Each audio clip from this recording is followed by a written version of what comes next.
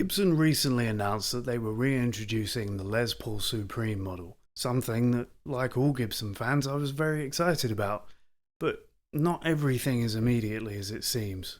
The Gibson Les Paul Supreme was first introduced way back in 2003, and as its name would suggest, was designed to be a best of the best, no expense spared version of Gibson's flagship guitar. The instrument featured a heavily flamed maple top, a heavily flamed maple back, an ebony fretboard, mother of pearl inlays and gold hardware. It was a very classy version of the Les Paul. The last time we saw the Les Paul Supreme on the catalogue was way back in 2015, a year that won't go down in history as one of Gibson's best. They were intending to be celebrating what would have been Les Paul's 100th birthday, and judging by some of the very, very strange design choices they made that year, it wouldn't be unreasonable to assume that they were celebrating a little bit too hard. All in all, though, the guitar stuck to its Supreme credentials. It had flame maple top and back. It had gold hardware, an ebony fretboard, mother of pearl inlays, everything that you would expect to see. But what's most interesting about the Supreme models was really the back of the guitars. There was no access to the cavity controls. All of the electronics and wiring were done through a pickup cavity on the front of the guitar, which, while it certainly made it more tricky and would have made it difficult to service the electronics at any point in the future, it added a unique, classy touch to the instrument, which is really the least you would expect from a guitar named Supreme. And at first glance, the new Les Paul Supreme seemed to keep in line with its ancestry, until I saw the back of the guitar. What intrigued me is that it's a single bound body with no flamed maple back, and there are cavity access covers. It bears a striking similarity to the Gibson Les Paul Modern, a guitar that's been on the market now for a little over 5 years. And when looking on the Gibson website, I noticed that the Les Paul Supreme has a lot more in common with the Les Paul Modern than you would first think. Both guitars feature an ultra-modern weight relief mahogany body. Both guitars have a modern heel contour.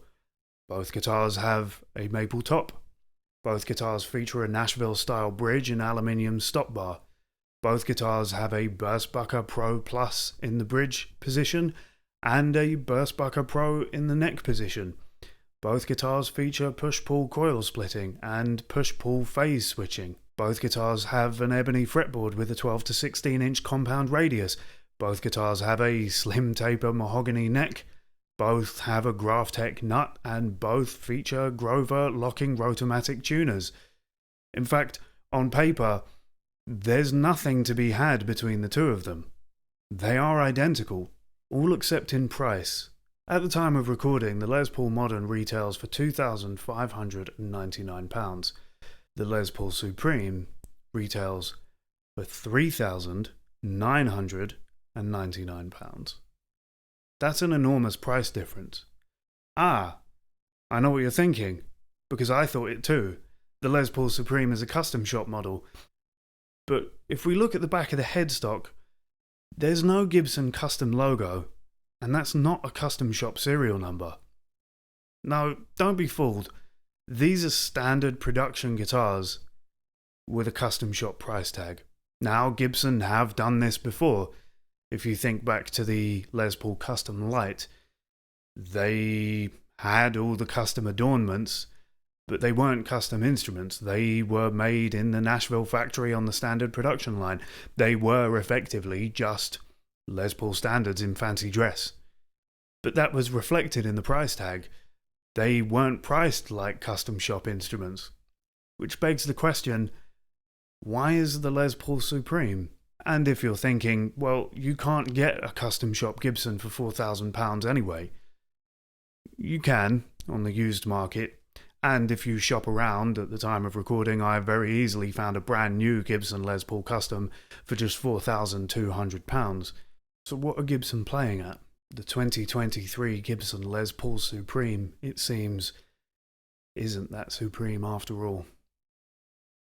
The last time we saw... Oh, I forgot to clap! It's okay, I can clap now.